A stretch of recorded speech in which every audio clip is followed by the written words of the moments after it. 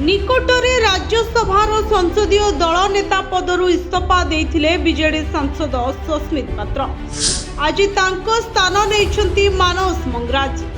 मानस एही पद नेबा पई चाहुथिले एवं से एथिपई षडयंत्र मध्य रचिथिले बोली चर्चा जोर धरथिला।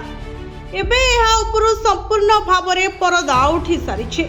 मानस को संसदीय दलर नेता भावे बीजेडी घोषणा करबा सहित सुलता देव को उपनेता भावरे घोषणा करिछे। एहा सहित आउ गोटिए चित्र मध्य स्पष्ट होई सारिछे। बीजेडी रे एबे मध्य पांड्यन को बोलबोला चलीछि, एथिरे कोनोसी संदेह नहीं। हेले एबे प्रश्न उठुछि एहा परे बीजेडी रो स्थिति केमिति हेबो।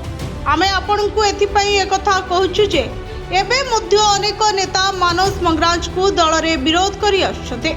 ए कथा केवल आमे कहूनाहु, अनेक बीजेडी नेता मध्य खोद कहिसंते, जहां आम पाखरे सूचना रहिছে।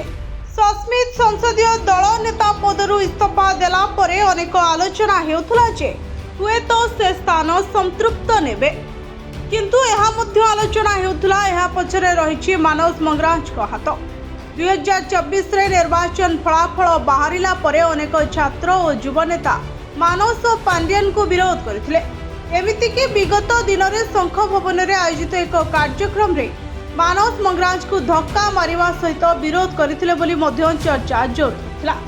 तेबे जो नेता को एते विरोध करा जाउछि तांकु काहेकि नवीन पटनायक दायित्व देले बोली चर्चा हेबा स्वाभाविक। Bureau report Odisha fast.